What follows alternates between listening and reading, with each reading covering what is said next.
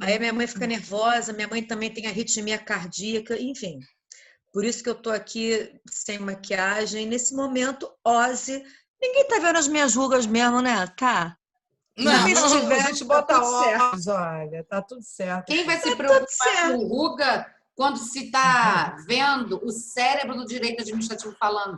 É verdade, é Oh, verdade. meu Deus do céu. Quem vai se Olha, preocupar? eu gostaria muito de acreditar nisso.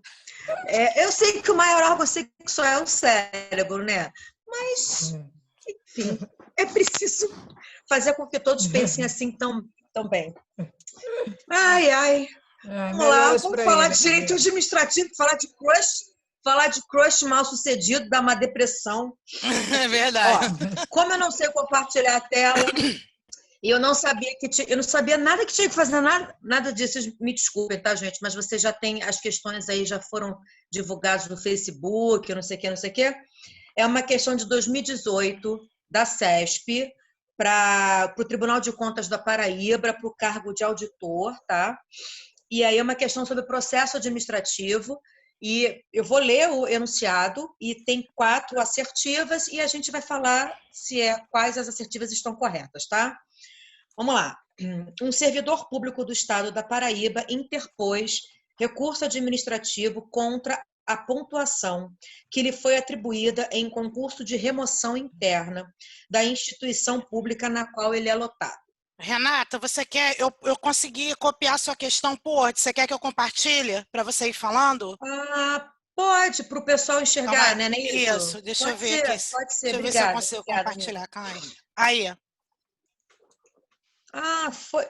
Gente, essas divas que me matam de orgulho. Todas são tecnológicas, eu que sou muito retardada nesse aspecto da sociedade brasileira. Não, porque hoje você deu consulta para Carla. Não sei o que, Carla, não sei o que. Aí ela, isso, você falou. Não, eu vou ensinar a nossa Diva Loura como é que ela joga o vídeo no YouTube. Eu tô sabendo. Sobe com o vídeo. Enfim, vamos lá então. Então, olha só, um servidor público do Estado da Paraíba interpôs recurso administrativo contra a pontuação que lhe foi atribuída em concurso de remoção interna da instituição pública na qual ele é lotado. Renata, concurso de remoção? Isso não importa. O cerne da questão não é esse, tá? O cerne aqui é sobre processo administrativo, tá? Acerca dessa situação hipotética e de aspectos gerais relacionados à interposição de recurso administrativo por servidor da administração pública, julgue os itens a seguir. Primeiro, na hipótese considerada, será vedado à administração, pelo princípio da non reformatio impégios, rever a pontuação do candidato para piorá-la, mesmo que tal alteração observe estritamente as regras do concurso. Está tudo errado por 2 motivos. Primeiro, que o edital de concurso público, a jurisprudência do STJ e do STF, ela é bem tranquila. O Júnior! Oi, querido! A jurisprudência do STJ e do STF, eles entendem que o edital é a lei do certame, não é isso? Obviamente que um edital, na condição de ato administrativo, ele não pode contrariar uma lei, né? Porque o ato administrativo ele encontra o seu fundamento de validade em quem está acima dele, que é a lei. E a lei, por sua vez, encontra o seu fundamento de validade em quem está acima dela, que é a Constituição. Portanto, o ato administrativo pode ser declarado legal ou ilegal, a depender da sua compatibilidade com a lei que o fundamenta.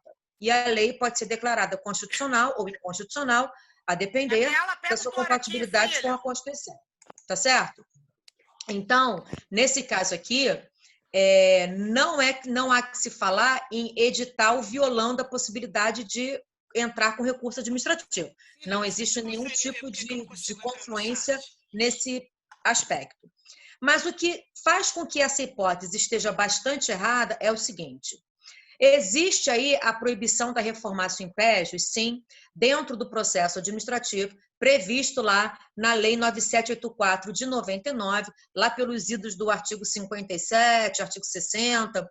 O princípio da não reformatio impégios, dentro do processo administrativo, ele impede que, ao término de um processo administrativo, por conta de um recurso de revisão, seja possível agravar a penalidade do servidor público, do particular, por conta de um processo administrativo. E aí existe aí uma controvérsia na doutrina, que é a seguinte: na Lei 9784 impera o princípio da pluralidade de instâncias e, por conta desse princípio, a Lei do Processo Administrativo determina que seja possível a interposição de 3 recursos administrativos, quais sejam, primeiro, o pedido de reconsideração, que deverá ser dirigido diretamente à autoridade que proferiu aquela decisão e o prazo são 5 dias.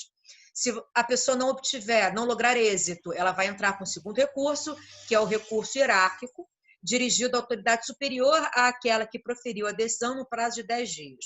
Se da mesma forma não lograr êxito, o último refúgio é recurso de revisão, no prazo de 60 dias, mas que exige como pressuposto o surgimento de novas provas. Portanto, se o cenário probatório mantiver-se intacto, não há que se falar em possibilidade de revisão, porque a lei exige novas provas. E aí a lei do processo administrativo, até porque cumprindo o que a Constituição fala, ela diz que você não precisa, obviamente, exaurir a esfera administrativa para depois recorrer ao judiciário. Você pode ir direto para o judiciário, tendo em vista que na função administrativa não há definitividade, portanto, nenhuma decisão proferida dentro de um processo administrativo haverá de transitar em julgado, porque não existe trânsito em julgado na função administrativa, não existe coisa julgada administrativa, engana-se quem fala em coisa julgada administrativa, porque o que há é preclusão, passou o tempo, preclusão.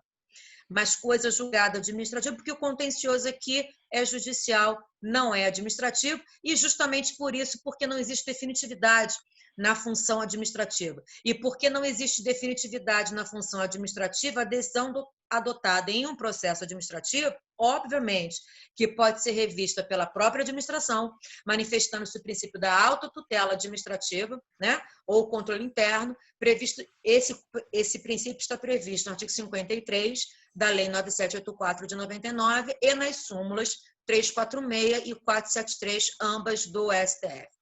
É a possibilidade do poder público rever as suas próprias decisões. Se não conseguir, aí, obviamente, que essa decisão administrativa pode ser revista na esfera judicial, é o controle externo, que de Pietro chama também de tutela administrativa. Você só não vai confundir essa tutela administrativa com aquela tutela lá da organização administrativa, que é a possibilidade que a administração indireta tem de sofrer controle do seu ente criador da direta, né?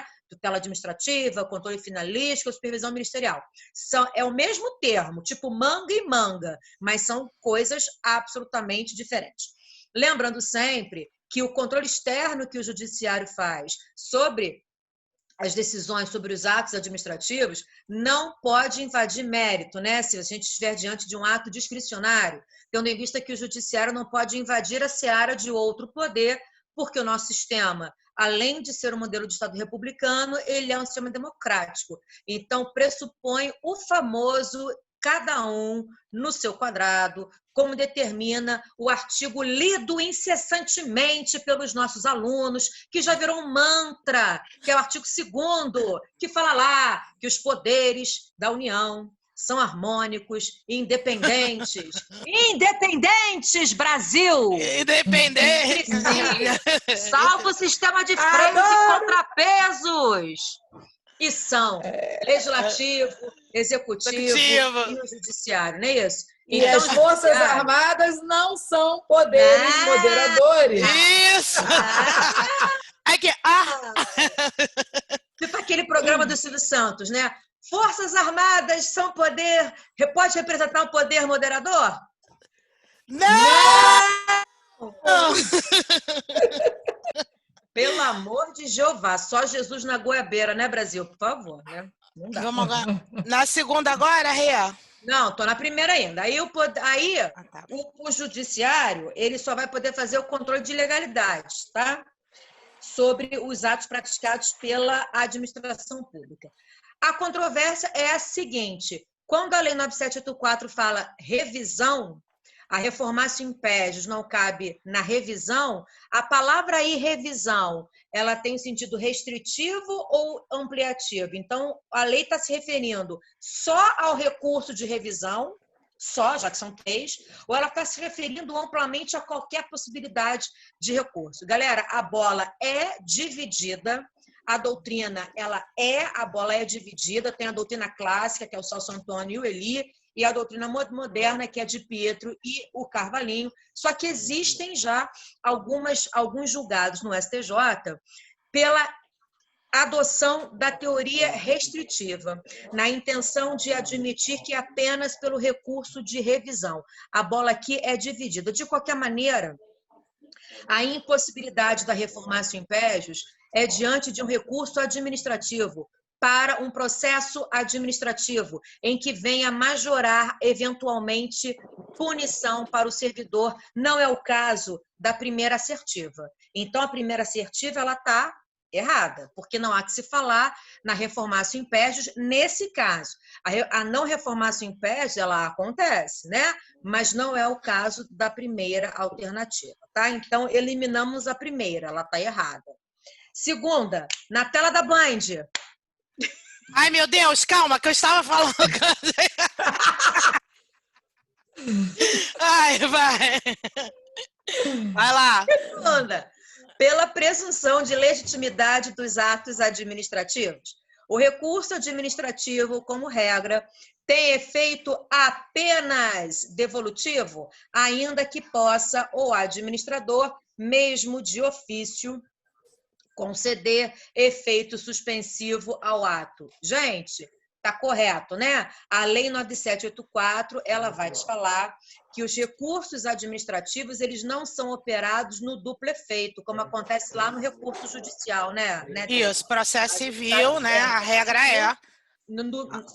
Os recursos são manejados no duplo efeito. No processo administrativo, isso não existe. No processo administrativo, a própria lei aqui, o meu filho Robert aqui, a própria lei do processo administrativo fala que os recursos administrativos, eles têm efeito apenas devolutivo. Ele não tem efeito suspensivo, só que você tem detalhe aqui. A lei do processo administrativo é uma lei, é a lei 9784 de 99. Depois da edição dessa lei, foi aprovada, Carla, me ajuda aí, a nova lei do mandado de segurança. Não tem uma lei relativamente nova? Não me lembro o número agora dela. Sim, né? Na verdade, ela é de 2009. Né? Mas ela, de qualquer maneira, ela é posterior.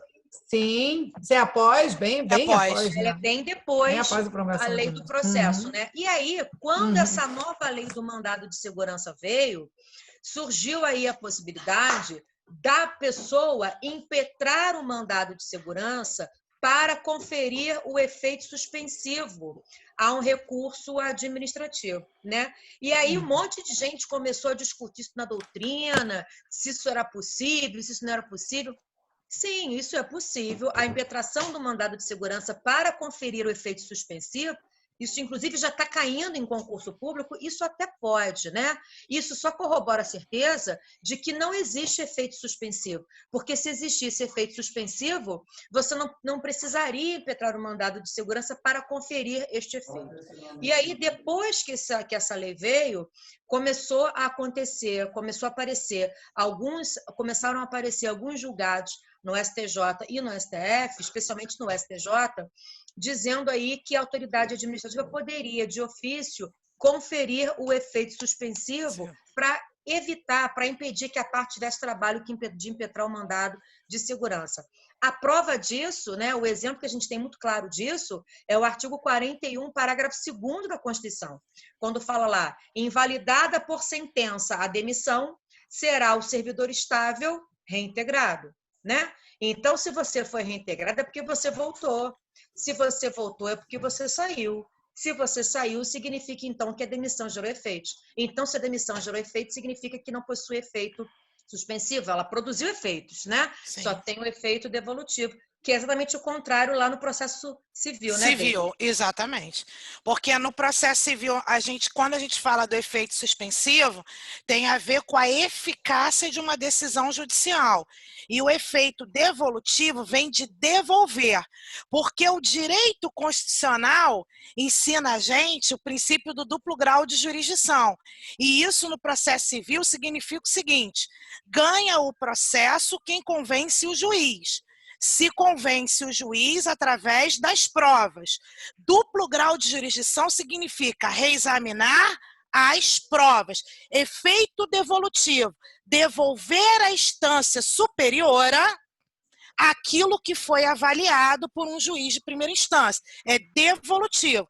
E suspensivo, impede a eficácia da decisão judicial. Lógico que, como todo ramo do direito, tem as exceções, como, por exemplo, as ações de família, que Carla adora um barraquinho, para os nossos alunos que a gente não sabe, Carla adora uma fofoca de direito de família, com ela mesma, né? Então, assim, lá no direito de família, uma ação de alimentos de pensão não pode esperar um recurso inteiro julgar. Então, o que acontece lá no processo civil? Alimentos não é comida, né? Quem não come, né? Quem tem fome não tem pressa, eu faço isso para os meus alunos. Então, o juiz sentenciou, a sentença já está valendo. Mesmo que tenha recurso aí, não suspendeu a sentença. Aqui, eu posso exigir o cumprimento, ainda que provisório, porque o Código prevê isso. E aí a gente está vendo que lá no direito administrativo a ideia é diferente, né, Rê? Mas a ideia é essa. Viu, Carla? Ainda fiz sua propaganda. E no processo penal, Joyce, também, né? Joyce, no penal é suspensivo e devolutivo, Joyce, também? O quê? O efeito do recurso. Depende do recurso. O recurso de apelação da sentença condenatória, ele tem isso que eu estava falando também, da apelação. Uhum. O recurso de apelação da sentença absolutória somente é dada no efeito devolutivo. Aliás, ótima pergunta. Por quê? Porque agora, com o pacote anticrime, a Lei 13.964 de 2019, houve uma alteração no artigo 492, inciso 1, a linha E, parágrafos 3º, 4º, 5º e 6º do CPP, onde o legislador diz o seguinte: condenado réu no tribunal do júri a uma pena de reclusão igual ou superior a 15 anos, o juiz determinará que ele seja recolhido ao cárcere para o cumprimento da pena. Então, o artigo 492, inciso 1, a linha E, trouxe a prisão provisória para execução provisória de sentença penal condenatória no tribunal do júri, se o réu for condenado a uma pena de reclusão de 15 anos ou mais, uma pena de reclusão igual a 15 anos ou mais. Aí, os parágrafos 3º ao 6º do artigo 492 vão dizer o seguinte: como nessa situação deve-se executar a sentença condenatória de forma provisória, o recurso de apelação, nesse caso, não terá efeito suspensivo, somente o efeito devolutivo. Todavia, se o juiz sentenciante verificar que há possibilidade do tribunal alterar essa sentença para anular o julgamento, aí então ele, juiz, é que decidirá, no caso concreto, aplicar o efeito suspensivo. Se assim o juiz não entender, ele não dará o efeito suspensivo e já executará a sentença. E se porventura o tribunal, ao receber o recurso, verificar que foi pedido pela defesa do réu, o efeito suspensivo, e o tribunal entender que esse recurso não tem efeito protelatório e que há a possibilidade dessa decisão ser anulada e mandar o réu ao novo júri, ou for o caso de absolvição, aí o tribunal, no caso concreto, concede o efeito suspensivo. Isso é uma novidade prevista agora no artigo 492 do CPP, introduzido pelo pacote anticrime, Lei 13.964 de 2019. Até o advento dessa lei, o recurso de apelação de sentença penal condenatória sempre teve efeito suspensivo e se mantém, salvo na hipótese de condenação pelo tribunal do júri a uma pena de reclusão igual ou superior a 15 anos. Entendi. Aí, tribunal de júri, né, Jô, são os crimes hediondos, não é isso? Não, de tribunal do Contra júri a são os vida. crimes dolosos contra a vida, Contra a vida. Aqui, tá. que são hediondos. Não, eu sei que é idiota, tá? Eu sei que É porque assim, o crime do júri é todo doloso contra a vida, que é considerado hediondo. e que atrai a competência para ela, né? Se tiver Oi? outros, se tiver E outros ainda crimes tem um que não são detalhe, competentes. os crimes dolosos contra a vida, quando a gente fala de homicídio doloso, vai ser hediondo. Mas a Entendi. participação em suicídio, o aborto e o infanticídio não são considerados hediondos. Entendi. Entendi. Vivendo e aprendendo, né? É. Vai É o lá. homicídio doloso. Renata, posso? Na tela da Band, Tô indo, calma que eu tô indo. Calma, vamos lá. Vai. terceira, vamos lá. Terceira alternativa, olha só. O informalismo do processo administrativo permite que o recurso seja interposto de forma diversa da petição escrita, desde que ele seja devidamente protocolado na repartição administrativa competente. Não, né, gente? Pelo amor de Deus, está errado. O princípio do informalismo ou formalismo moderado, que vai conduzir o processo administrativo, assim como o princípio da oficialidade ou impulso oficial, significa dizer tão somente que, primeiro, informalismo, o procedimento, o passo a passo, dentro de um processo administrativo, ele é muito mais fluido, muito menos severo, muito menos rígido, se comparado, obviamente, a um processo judicial. Mas isso a gente não pode chegar ao ponto de falar que é uma bagunça, né? Por isso que a doutrina fala que o termo que a lei traz, informalismo, é muito criticado, porque ao invés de informalismo, que parece que fica meio zona, o ideal é você preferir formalismo moderado, que tem que ter uma formalidade mínima. E a formalidade mínima consta do artigo 22 da Lei 9784, que fala que os atos do processo deverão ser praticados por escrito, e escrito em vernáculo, né? Então, claro que tem que ser praticado por escrito. Esse tipo de formalidade a lei não dispensa, porque é um mínimo de formalidade, né? Formalizar a vontade, reduzir a termo as determinações da administração. Então, a terceira assertiva está errada. Vamos para a quarta assertiva, na tela da Band. Já tô indo. Calma. Vai lá. Vai lá. Na situação considerada, mesmo que o edital do concurso não o previsse expressamente, o servidor teria o direito de protocolar o recurso em razão do direito constitucional de petição. Obviamente que está certo, né? Mesmo que o edital não trouxesse a previsão de recurso, a lei supriria essa lacuna, essa ausência, e, obviamente, o direito de petição supre. Então, o nosso gabarito é a letra C. Carlota, direito de petição está no artigo 5º, né? Ajuda aí a gente, fala aí. Gente, Direito Carla, de petição está lá no artigo 5º, no inciso 34, né, que pode ser exercido todos, independentemente do pagamento de taxa. É o direito de pedir, né, é o direito de informar a autoridade superior sobre ilegalidades que estão ocorrendo com você em âmbito da administração pública, sim. Certinho.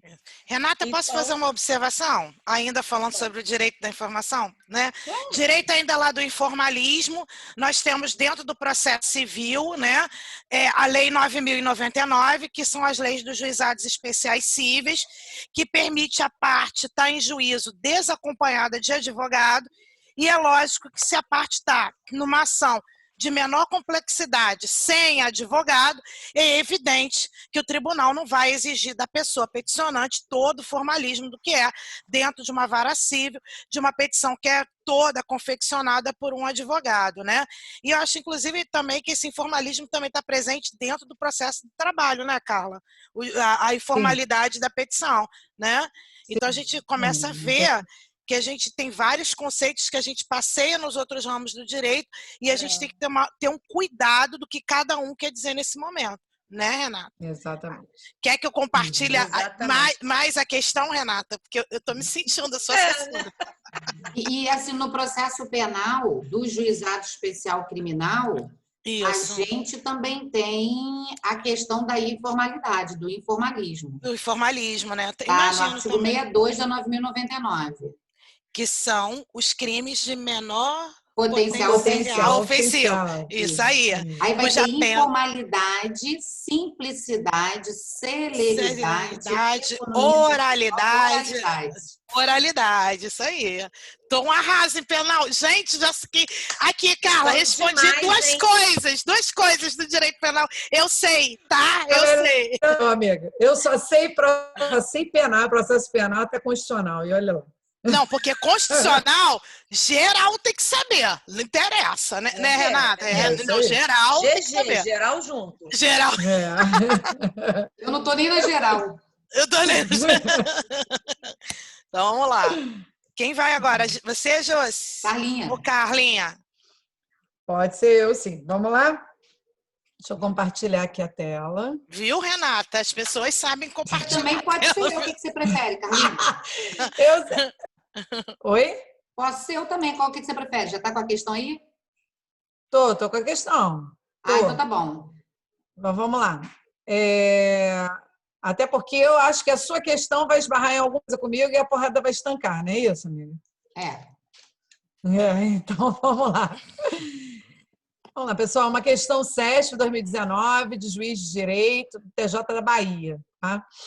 Então, no que se refere à liberdade de expressão, à liberdade de imprensa e seus limites, essa é a questão correta. Eu comentei isso, aliás, eu venho comentando isso nas turmas, que tivesse que escolher um tema dentro do artigo 5º, né, que viria a ser cobrado na prova do TJ nos próximos concursos, principalmente quando a banca é SESP, que é uma banca que ela procura o assunto que está ocorrendo no momento para formular as questões, né? Eu diria que é bem provável que caia uma questão sobre liberdade de expressão, liberdade de imprensa, sobre fake news, sobre responsabilização. De verdade, eu acho que é um tema que os alunos têm que ficar mais atento, fazer a leitura lá da Constituição no artigo 5º, nos incisos 4º, inciso 5º, inciso 9º, 10º e 14 da Constituição, do artigo 5º. Né? Então, vamos lá. No que voltando à opção correta. De acordo com o STF, o consumo de droga ilícita em passeata, que reivindica a despenalização do uso dessa substância, é assegurado pela liberdade de expressão. Uhul! Então, é assim, né? Deixa eu tirar aqui o compartilhamento. Se eu vou... porque um dos grandes direitos, né, previstos que ratificam essa questão da nossa Constituição ser uma Constituição cidadã, que ela tem foco central no cidadão e que ela rechaça tudo que era praticado na época da ditadura, né, é justamente essa liberdade de expressão, essa liberdade de ideias. Você tem logo no inciso 5º do artigo 1º da Constituição o pluralismo político, que é justamente como fundamento da Constituição, que te dá essa liberdade de ideias, de convicções, né? E essa questão justamente de você poder, como direito constitucionalmente previsto, se reunir, e essa reunião justamente representar a opinião, a expressão de um grupo, cara, isso é incrível, né? Isso é independentemente de autorização, né? Então não pode haver, até comentei isso na aula de hoje, não pode haver em deferimento desse direito, porque não é um requerimento, basta que você avise previamente a autoridade competente, não frustre outra reunião anteriormente convocada. Então, preste atenção.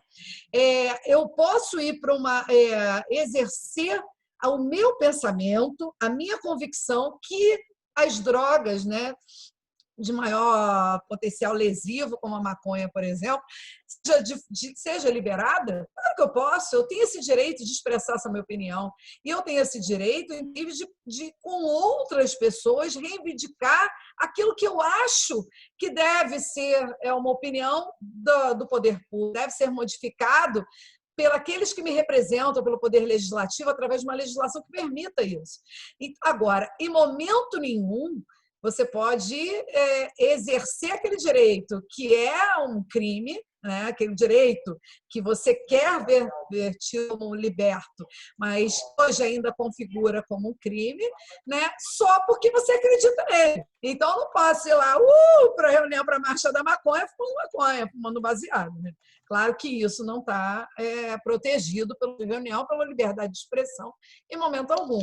Então, voltando lá, na verdade, essa liberdade de reunião para participar de uma marcha, seja ela qual for, mas principalmente na época foi a questão da maconha, veio operado pelo STF, né, como justamente a expressão máxima do nosso regime de governo, que é o regime democrático, do poder ser exercido pela gente, né?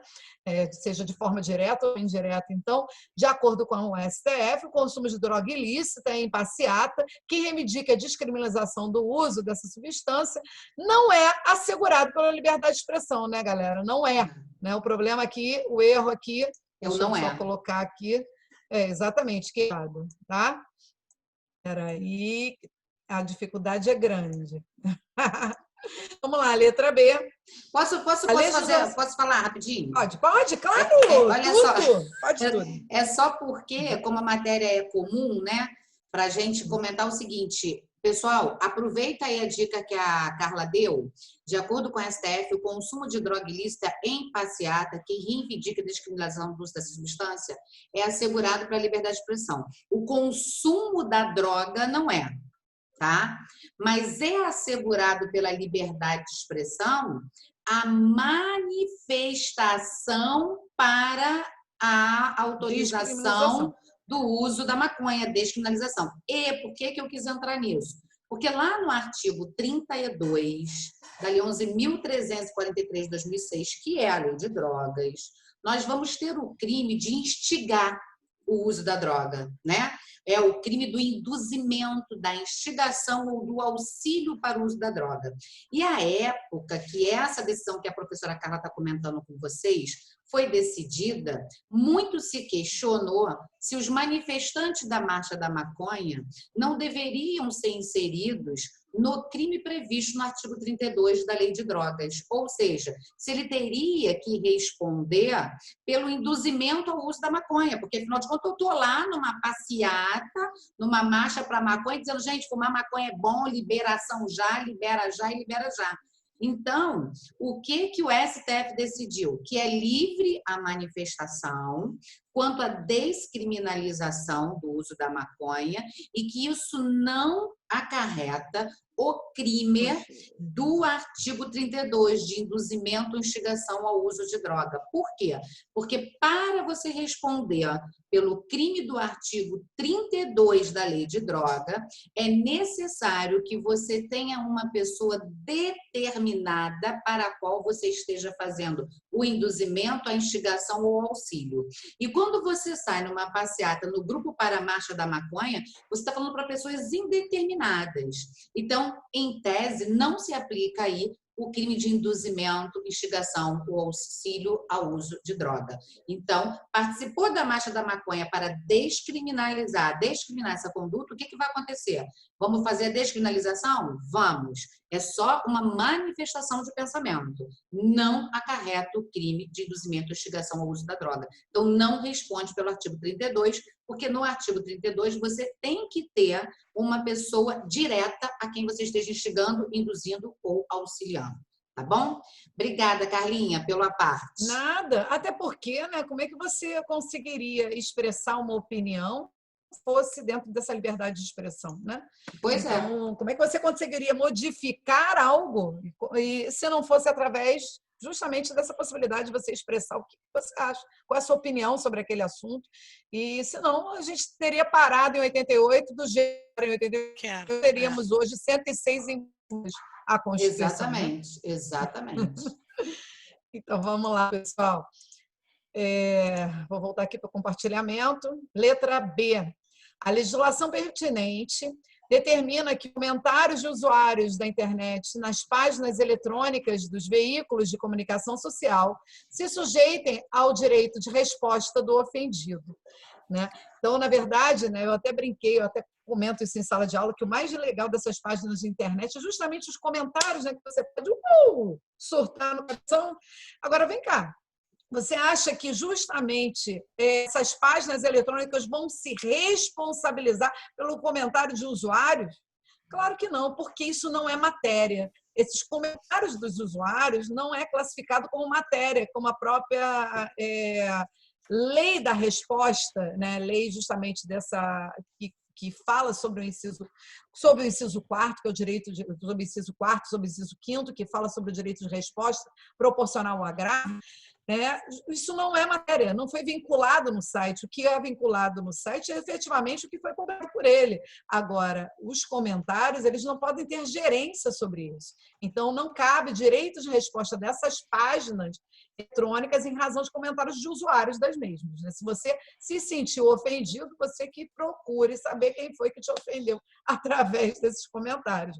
Porque, afinal de contas, eles têm que se registrar naquele site para que consigam fazer algum comentário, né? Em regra. Então, letra B está errada também. Pode? Posso fazer um comentário? Então, vamos lá. Adoro! Ai, o artigo 17 do Código Civil diz que o nome de uma pessoa não pode ser lançada a nenhuma publicação que exponha ao ridículo, ao desprezo público, ainda que não se tenha a intenção difamatória. Está dentro lá do direito da personalidade. Só que aí, né, ratifica o que você falou, porque você tem que saber quem foi, né? Tirando, né, a questão, quem foi o autor, né? E quando a gente fala que não tem intenção, é aquela coisa, eu falei, mas a minha intenção não era essa, era assim. Já falou, já cagou tudo, né? Porque a questão do dano moral que a gente tem hoje, o dano moral, cada um tem o seu, né? Eu posso xingar a Renata não tá nem aí. Eu posso dar o mesmo xingamento para Josiane e Josiane morrer do coração, né? Porque é o dano moral, não é isso? Posso falar rapidinho? Por exemplo, um comentário que uma cliente minha fez, falou assim, porque a sua filha é tão bonita quanto a Anitta cantora. E ela recebeu aquilo como se estivesse chamando ela de, assim, pessoa de conduta, assim, né? Não muito duvidosa, para não falar que chamou ela, né, daquilo ali. Então, a gente vê que a questão é dentro do direito civil, da colocação das publicações, não interessa se há intenção ou não, interessa como quem recebeu se sente. Esfera civil, né? Então, já na esfera penal, acredito que está lá nos crimes contra a honra, né, também, né, Josi? Dentro disso, dentro ali que eu também acho que, aí eu já não sei se influi ou não influi, tem intenção ou não tem intenção, mas no direito civil não interessa se você tem, e se a pessoa entender que você levou o nome dela, né, ela pessoa, né, a uma situação vexatória, ao repúdio público, teria sim a legitimação para poder entrar com uma ação de dano moral, subjetivo pra caramba. Né? Já no direito penal, exige que a pessoa que tenha ofendido a honra da outra tenha dolo, porque não existe crime contra a honra na forma culposa, só dolosa. Entendi. Olha, que interessante. Vai, tem que ter o dolo de caluniar, o dolo de injuriar, o dolo de coisa. Ele não. Exatamente. Não existe aquilo sem querer, né? Não existe. Eu te difamei sem querer.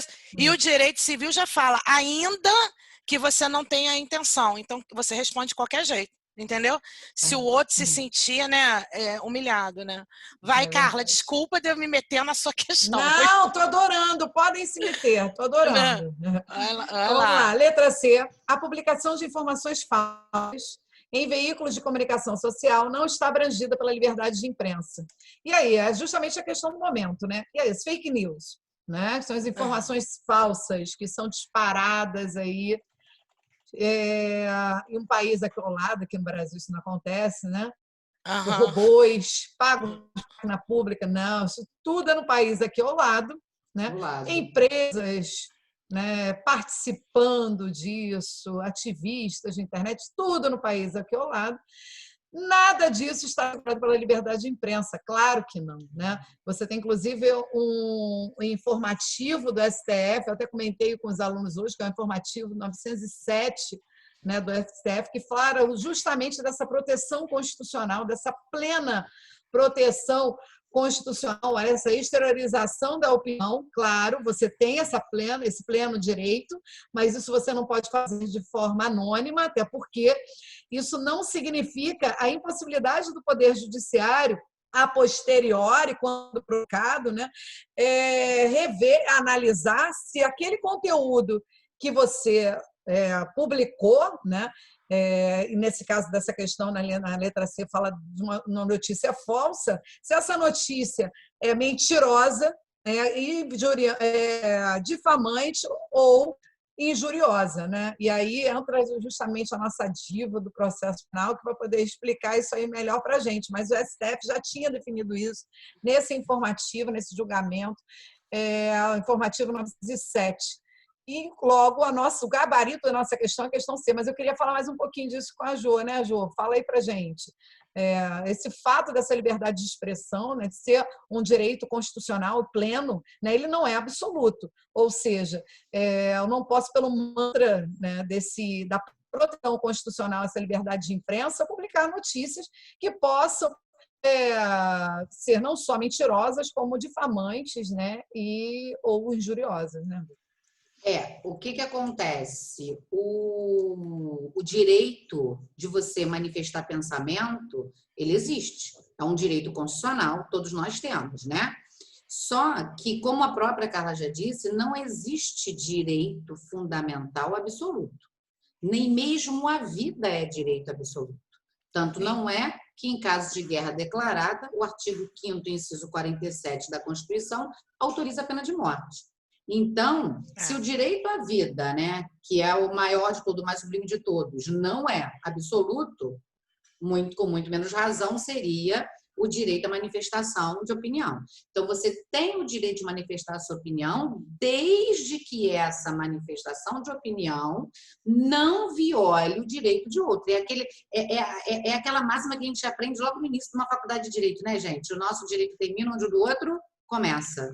Né? Então, eu posso falar o que eu penso, eu posso manifestar o meu pensamento, desde que o meu pensamento não seja de forma a ofender a terceiros, a quem quer que seja. Então, a questão da fake news, os alunos têm me perguntado muito isso, foi bom a Carla trazer, a gente até comentou sobre isso, as pessoas perguntam, fake news é crime? Não. Fake news é uma notícia falsa. Agora, essa notícia falsa violou algum bem juridicamente tutelado pelo direito penal brasileiro? Se sim, virou crime. Entendeu? O que vai ser o crime é a tal da injúria, a tal da difamação, a tal da calúnia que se faz por trás dessas fake news. Então, é livre a manifestação de pensamento, desde que você, através desse seu pensamento, não difame alguém, não calunie alguém, não injurie alguém, não constrange legalmente alguém, não ameace alguém. Nós vimos, o Brasil inteiro viu essa semana que passou, uma situação em que uma moça teve a sua casa submetida a uma busca e apreensão da Polícia Federal, determinada pelo ministro Alexandre de Moraes, e ela, então, revoltada com aquela busca e apreensão em sua casa, entendendo-se uma pessoa inocente e violada no seu direito fundamental de intimidade e privacidade, ela foi para a rede social e gravou um vídeo. E nesse vídeo, ela manifestou o seu pensamento em relação ao ministro. Só que aquilo pode ser o que ela pensa, só não pode ser dito. Porque ao manifestar aquilo tudo que ela manifestou, ela ofendeu a dignidade e o decoro do ministro e ela ameaçou literalmente o ministro. Ela praticou ali, a grosso modo, 2 crimes de forma imediata. E é claro que ela deve responder por esses crimes? Deve responder por esses crimes. Por quê? Mas naquele momento ela estava nervosa e foi no momento de desespero que ela falou: sinto muito, mas o direito penal não exime a sua responsabilidade penal por causa do seu momento de desespero por ter sofrido uma ordem na sua casa de busca e apreensão. Se você entende que o ministro não poderia ter determinado aquela busca e apreensão, que aquele inquérito é ilegal, e que, portanto, aquela ordem é ilegal, o meio cabível para você mostrar a sua repulsa em relação àquela decisão é através do Poder Judiciário. Recursos para isso e instrumentos processuais para isso, nós temos. Então, ela deveria estar assistida pelo advogado dela, dizer da sua insatisfação com aquela busca e apreensão a qual ela foi submetida e procurar, através do Poder Judiciário, resolver essa situação. O que ela não podia era resolver isso através do canal do YouTube, dizendo as palavras de baixo calão, ofendendo-o e ameaçando-o. Porque, além de ser uma conduta tipificada no nosso código como crime contra a honra e como crime de ameaça e tudo mais, a gente está diante da ameaça e da difamação e da injúria contra um ministro do STF. Quem que pese, muitas das vezes, nós próprias, nos levantarmos contra algumas decisões que lá são tomadas, é por amor ao debate jurídico, mas não para ofender pessoalmente quem quer que seja, com muito mais razão, um ministro do Supremo Tribunal Federal. Porque num Estado democrático de direito, onde você não é capaz de respeitar as instituições, eu não digo nem a pessoa apenas, mas a instituição, enquanto Poder Judiciário. Entendeu? Então, acho que fica difícil você dar credibilidade a uma pessoa que não consegue separar o seu sentimento pessoal, a sua opinião pessoal, em relação àquilo que pode ser externado, a ponto de chegar a ofender uma instituição que é o Poder Judiciário. Eu, particularmente, além de professora de Direito Penal e Processo Penal, eu sou advogada. E muitas das vezes eu me sinto frustrada na alma quando eu vejo o direito sendo violado por magistrados, por membros do Ministério Público, por advogados. Me sinto. Tem dia que a gente sai de uma audiência frustrado e você fica assim, como pode ter tido uma decisão dessa? Como pode ter sido uma audiência dessa forma? Mas daí eu dizer que aquele juiz é isso, é aquilo, e que ele vai se ver, ele vai aprender quem é ele, eu vou seguir ele até... Gente, o meio que eu tenho para isso é escrever, é peticionar. Aí você vai dizer para mim, professora, mas você é advogada. Você que não é, constitua um, para poder defender os seus direitos. Através das redes sociais, manifestando as suas opiniões, dessa forma, não é correto, tá? Eu digo isso porque vocês são alunos e eu tenho visto diariamente as pessoas extrapolando, e aí a Carla vai falar disso muito bem, porque eu tenho achado que no nosso dia a dia a gente tem visto uma forma das pessoas extrapolarem esse chamado direito de manifestação de pensamento.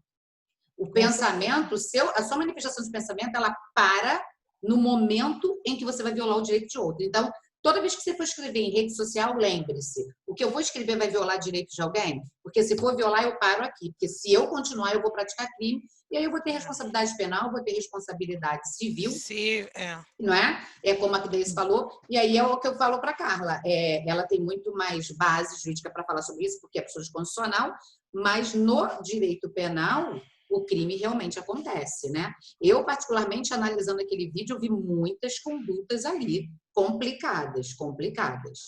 E admiro-me muito de até agora estar todo mundo no silêncio e não ter se tomado uma atitude. Eu acho que o Estado deveria ter tomado uma atitude para dar uma resposta. Não com autoritarismo, porque eu sou totalmente contra. Eu passo longe de autoritarismo, de ditadura, de qualquer coisa que cerceia direito de outrem, tá? Mas uma resposta jurídica à altura da situação que se apresentou. Entendeu? Acho que a gente eu fiquei esperando isso. Eu ia até te perguntar isso. Eu ia até te perguntar isso, Jô. Se não cabia realmente até uma expedição de mandado de prisão contra essa pessoa, né? Veja bem, os crimes ali são crimes cuja pena máxima são crimes dolosos, mas cuja pena máxima é menor que 4 anos. E hoje, o legislador, lá no artigo 313, inciso 1 do CPP, ele diz para a gente que só caberá a prisão preventiva nos crimes dolosos, punidos com pena privativa de liberdade superior a 4 anos. Até é possível a prisão preventiva em crimes com pena menor de 4, mas apenas em 2 hipóteses. Na hipótese de ter sido determinada uma medida cautelar pessoal diversa da prisão ou uma medida de proteção no âmbito da violência doméstica e a pessoa ter descumprido. Então, vamos imaginar que anteriormente a pessoa já fez uma manifestação lá e aí foi determinado uma medida cautelar para ela. Por exemplo, proibição de frequentar determinados locais, de ter contato com determinada pessoa, e essa pessoa descumpriu essa medida. E aí por conta disso, não é por causa da gravidade da pena do delito, mas porque houve descumprimento de uma medida cautelar pessoal anteriormente imposta de forma justificada, ela pode ser presa preventivamente. Então, tecnicamente, considerando apenas o crime de injúria, o crime de difamação, o crime de ameaça, são crimes cuja pena máxima não ultrapassa 4. A ameaça tem uma pena de 6 meses, a pena máxima. Olha que absurdo. Eu acho o fim do mundo a ameaça ter uma pena máxima de 6 meses. Então, os 3 crimes por ela praticados, se porventura entenderem que foi praticado, né? Não estou aqui dizendo que foi, se eles entenderem assim, são crimes cuja pena máxima não ultrapassa 2 anos. Então, são todas infrações penais de menor potencial ofensivo, o que daria margem à lavratura de um termo circunstanciado de ocorrência para averiguação dessas condutas, entendeu? Aí seria o caso de fazer um termo circunstanciado, porque o crime é de menor potencial ofensivo. No caso da ameaça, é crime de ação pública condicionada à representação. Então, se ele tivesse se sentido ameaçado, ele deveria representar para que, então, o procedimento fosse instaurado contra ela. No crime de difamação e no crime de injúria, são crimes de ação privada, que somente se procede mediante queixa. Mas o legislador, no artigo 145, parágrafo único do Código Penal, ele vai dizer que quando o crime contra a honra for praticado contra o funcionário público, no exercício da função em razão dela, aí o crime passa a ser de ação penal pública condicionada à representação. E aí o STF, na súmula 714, ele diz que a legitimidade aí é concorrente. Pode o funcionário público representar para que o MP ofereça a denúncia, ou pode ele, preferindo, constituir o seu próprio advogado e oferecer uma queixa. Tá? Mas, a princípio, até agora, a gente não viu nenhuma resposta a respeito dessa situação. Eu vi muita gente, muitos professores, inclusive muitas lives, falando que prefiro acreditar que foi um momento em que a pessoa perdeu a noção, se desequilibrou emocionalmente. Aí, já vou aproveitar para responder o seguinte: o artigo 28 do Código Penal, ele vai dizer: a emoção e a paixão não excluem a imputabilidade. Ou seja, você não se torna uma pessoa inimputável, porque no momento da prática da ação, você estava sob a influência ou sob o domínio de violenta emoção, ou se você estava na ação da paixão. Então, a emoção e a paixão, assim como a embriaguez voluntária, não excluem a imputabilidade. Então, mesmo eu vi várias lives sobre isso, e algumas pessoas, eu quero acreditar que ela esteja nervosa, sob o domínio... Reduz a pena, né, no homicídio privilegiado. E daí que... Não reduz a pena no homicídio privilegiado? No homicídio privilegiado, é causa de diminuição de pena, está no 121, parágrafo 1º, se você estiver sob o domínio de violenta emoção. Se você estiver só sobre a influência, aí é uma causa atenuante do artigo 65, atenuante genérica. Uhum. Se tiver o domínio, exatamente. vai ser diminuição de pena. Não é o caso aqui, né? Muita gente me perguntou sobre isso, mas ela não tinha que ser presa, não Presa tinha que não. ser expedido mandado de... Presa Muita não, gente porque não pergunta, cabe é a uma prisão dúvida aí. muito grande.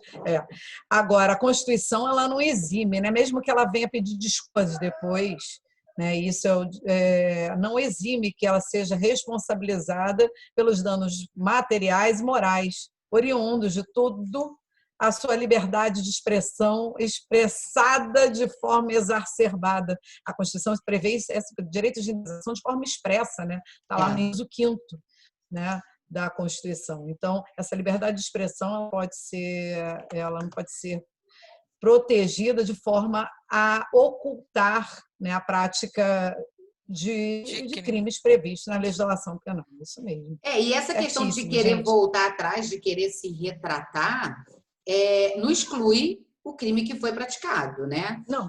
Não vai excluir de forma alguma. No caso da injúria, nem se admite a retratação. No caso da injúria, não se admite.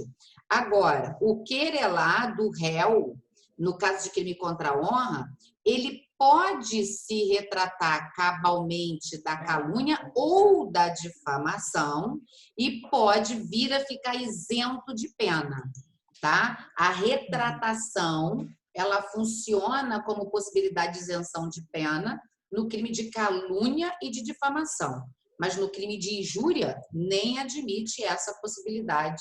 É o artigo 142 do Código Penal, porque foi bom se dizer isso que vários vão perguntar, mas se ela pedir desculpa depois? Peraí, depende dessa desculpa, não é qualquer desculpa, ela tem que se retratar cabalmente e isso será possível a isenção de pena no caso de se verificar que foi o crime de calúnia e difamação. Na injúria, nem se admite, porque na injúria você ofende o decoro, a dignidade da pessoa, é dentro dela. Assim, quando você faz calúnia e difamação, você ofende a honra da pessoa, considerando o que as pessoas pensam sobre ela. Quando você ofende na injúria, você ofende sobre o que a própria pessoa pensa sobre si mesma. É aquela dor da alma, né? Aquela coisa que você fala para atingir aquela seta cravada no peito da pessoa, aí você tem a injúria. E não tem como você dizer, meu amor, eu falei com você isso, mas agora eu me arrependi, pelo amor de Deus, não tem essa, né? Quando você fala, Josi, quando você fala sobre a retratação dela, no caso, assim, comportando...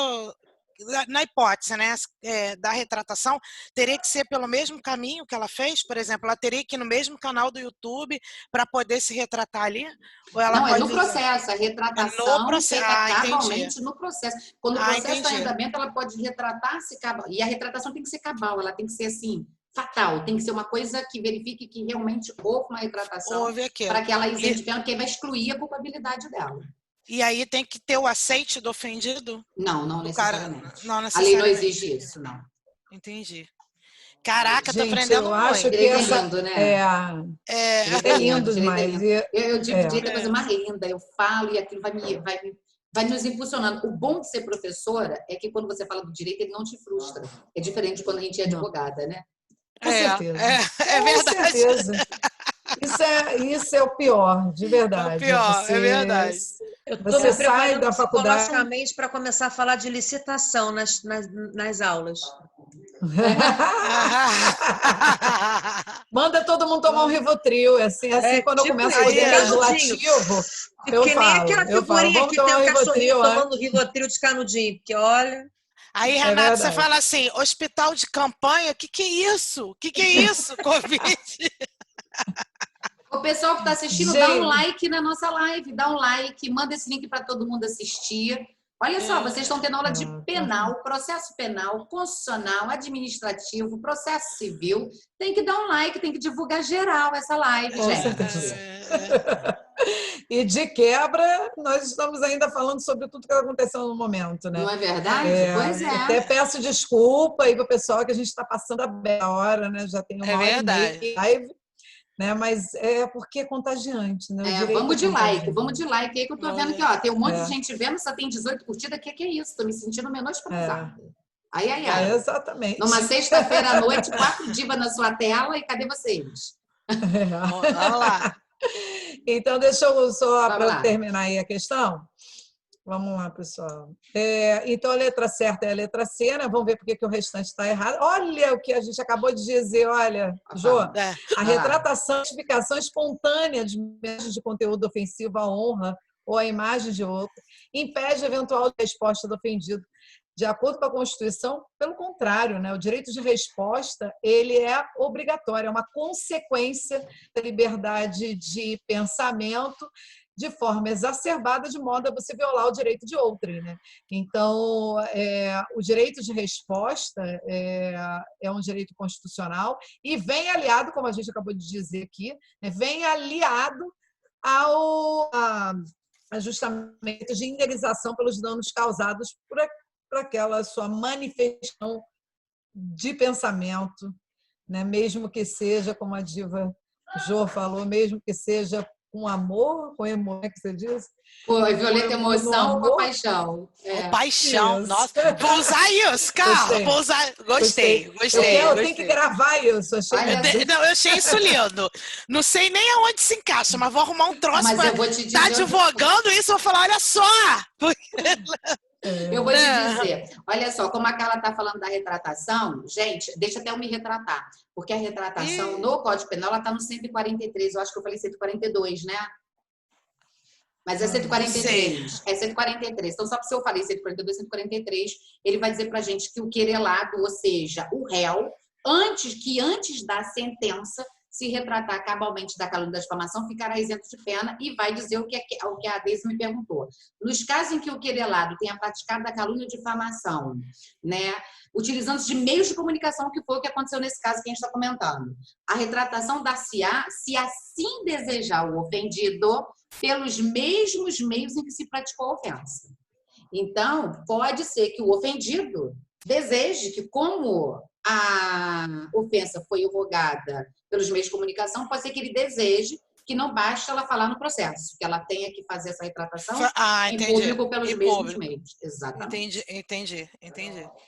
Vai lá, Carla. Então, vai de valor. Vamos lá, letra E. Além do direito de respeito à liberdade de expressão, garante o direito de acesso e exposição de ideias em veículos de comunicação social. Claro que não, né? A liberdade de expressão, o direito de resposta, ele não abarca também justamente o que a gente acabou de dizer, né? A gente acabou de comentar sobre essa propagação por meio de páginas da internet. Nada a ver, não tem menor respaldo constitucional em relação a isso. Então, além do direito de resposta, o que a Constituição prevê é justamente o que a gente acabou de dizer, que é a indenização pelos danos causados por ela, sejam eles danos morais, materiais, ou como a própria inciso 10º também fala, e eu vejo que também se encaixa nesse caso que a gente falou, que a Constituição ela resguarda essa imagem, essa honra da pessoa, né? Também dá o direito de indenização pela violação da honra, da imagem. Então, só para ficar, então, a letra certa da nossa questão, que foi amplamente debatida por nós quatro, aí ficou lindo. Letra D. Perdão, letra C de cupcake, né? Letra C de cupcake é ótimo. Tô com fome, né? A gente colocou aqui, tem 1h30 já. Gente, então, é verdade. E aí? Agora é a minha? Passou, né? Agora é a sua. Nós vamos falar de inquérito, acho que tá igualzinho, né? Gabriela. Vamos lá, então. Deixa eu compartilhar aqui a tela com vocês. Vamos lá. Questão de processo penal. Olha, a questão vai dizer o seguinte para a gente. Aldo, delegado de polícia, recebeu em sua unidade policial denúncia anônima que imputava a Mauro a prática de crime de tráfico de drogas em bairro da cidade. A denúncia veio acompanhada de imagens em que Mauro aparece entregando à terceira pessoa pacotes em plástico transparente com considerável quantidade de substância entorpecente esbranquiçada e recebendo dessa pessoa quantia em dinheiro. Em diligências realizadas, Auto confirmou a qualificação de Mauro e, a partir das informações obtidas, instaurou o inquérito para apurar o crime do artigo 33 da Lei 11.343, sem, entretanto, indiciar. Na sequência, ele representou a autoridade judiciária pelo deferimento da medida de busca e apreensão na residência de Mauro, inclusive do telefone celular do investigado acerca da situação hipotética, assinale a correta. A instauração do inquérito constitui medida ilegal, pois se fundou em denúncia anônima. Gente, olha só, a denúncia anônima ou aquela notícia que é dada sem que a pessoa se qualifique, a pessoa noticia fazendo uma carta anônima, fazendo denúncia, ela não é apta a instaurar o inquérito. Mas, quando o delegado, a autoridade policial, toma conhecimento de uma notícia anônima, ela tem que verificar a procedência daquela informação para, então, ela instaurar o inquérito. E isso foi feito, está na questão. A denúncia anônima, ela autoriza a autoridade a instaurar uma VPI, que é a verificação de procedência da informação. Então, essa questão está errada porque o delegado de polícia, ele fez a VPI, que está prevista lá no artigo 5º, parágrafo 3º do CPP. Então, por isso, essa questão está errada. Veja que ele recebeu notícia anônima e ele foi verificar se aquela informação era verdadeira ou não. E, a partir disso, é que ele instaurou o inquérito. Então, a instauração do inquérito se fundou... Não, ela não se fundou em denúncia anônima, ela se fundou na VPI. Portanto, não é medida ilegal. Errada a letra A. Letra B. Recebido o inquérito, verificadas a completa qualificação de Mauro e os indícios suficientes de autoria, o juiz poderá determinar o indiciamento do investigado à autoridade policial. É isso aqui que eu quero falar com você. Errado, erradíssimo, errada. Artigo 2º, parágrafo 6º da Lei 12.830 de 2013. Bom, em época de fake news, né? Não se fala em outra coisa, a não ser na possibilidade de juiz determinar indiciamento, de juiz indiciar, de juiz instaurar inquérito, de juiz determinar. Gente, vamos pôr os pingos nos is. Prestem atenção no detalhe. Hoje, a Diva Carla está aí para me consertar se eu errar, o que é me corrigir? Olha aqui. Hoje, o que nós temos? Nós temos uma Constituição Federal de 88 que trouxe o chamado sistema acusatório. O que é isso? Ela trouxe a seguinte situação. No processo penal, ele vai ter que ter um órgão acusador, um órgão julgador e a defesa. Tá claro? E o artigo 129, inciso 1 da Constituição, ele deu ao Ministério Público a função de ser o órgão acusador. Ele disse, a denúncia à ação penal pública é exclusiva do Ministério Público. Então, pode o juiz denunciar ou mandar denunciar? Não. Pode o juiz determinar a instauração de uma ação penal, de um processo penal? Não. E por que não? Porque ao juiz é dado o poder de julgar. E para ele julgar, ele precisa ser imparcial, livre de qualquer impedimento, suspeição ou incompatibilidade. Ele não pode ter incompatibilidade, suspeição, impedimento, ele tem que ser imparcial para julgar. E para ele ser imparcial, é óbvio, ele não pode ter determinado a instauração daquele procedimento, porque para e pensa, se eu determino a instauração de um procedimento contra alguém, é porque na minha cabeça já está passando a notícia de que aquela pessoa praticou um crime e tem que ser investigada, tem que ser processada. Então, tem que ser um juiz imparcial. Então, o juiz não pode se imiscuir nas questões de investigação, nem da acusação e nem da defesa, ok? Então, o juiz pode determinar o indiciamento de alguém? Não. O artigo 2º, parágrafo 6º da Lei 2.805 de 2013 é expresso em afirmar que o indiciamento é ato privativo do delegado de polícia, tá? Agora, isso para os réis mortais, nós. Por quê? Delegado de polícia investiga nós. Delegado de polícia indicia nós. E quando a pessoa ser investigada, ela detém foro com prerrogativa de função, né?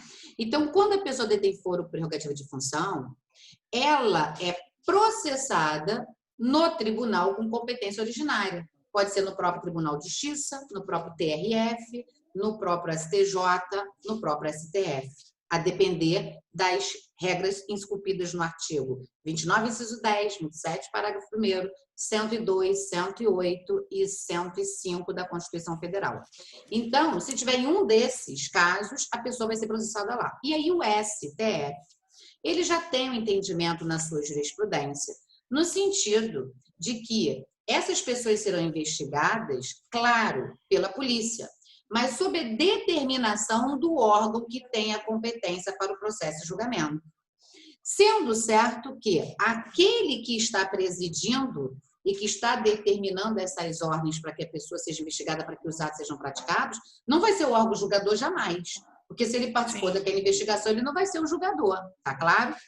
Agora, Josiane, o juiz, mesmo em se tratando de pessoas com prerrogativa de função, ele pode determinar a instauração de um inquérito policial? Não.